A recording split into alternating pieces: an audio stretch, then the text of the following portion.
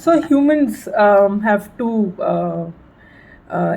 ways in which they get motivated. There's pain and there's pleasure, right? And that's exactly how we make anything, how we sell anything, because we use pain and pleasure as data points to work with. And what is happening in technology now with LLMs, with AGIs, with 5G, with GPTs, the technology is getting more and more emotional. There is an element of it which is the unknown, okay, which is not easily explainable. You can't use intellect to explain it. You would have to go deeper into your own version of humanness, so whether that's emotions, guts, spirit, not just brain and heart, right? If technology is getting emotional, are you now being forced to go deeper into understanding your own emotional map? Because your acceptance of something is limited to how much you understand yourself. And if you are intellectual and not emotional enough, will you be able to work with technology of tomorrow?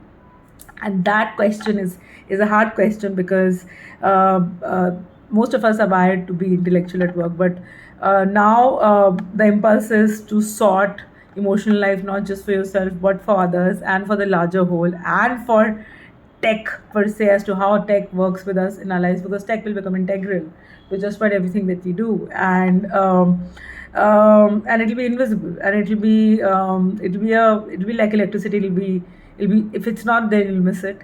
So it is like the nerve center, and you'll have to figure out what is a good version of it. But if you are somebody who has, like me, been very intellectual but has maybe not done enough work on the emotional side of it, and who's actually just has maybe does not know how to express emotions in a more healthy way, and gets stuck with it. I think that stuckness will show in your work, because technology will demand that you unstuck yourself, and you kind of accept the fact that we are humans, and we are flawed, and we are not perfect, and we are not optimal, and we are not efficient all the time. And that's okay, because that's also tech, right? Internet of today and internet of last 10 years, look at the amount of growth that's happened, and the next 10 years will look very different. And that's the acceptance. If you accept that, you will also accept the fact that you are flawed, and that impulse to destroy something that you don't understand, or to question it or doubt it, will go away, because everything is WIP. But the WIP is now moving towards technology being emotional, which requires, as a human, for you to be more empathetic towards yourself first and then others. So if you make a mistake, say sorry. Don't try to blow up your life and those of others. Make mistakes, but lesser, hopefully. And even if you do, just say sorry and just move on.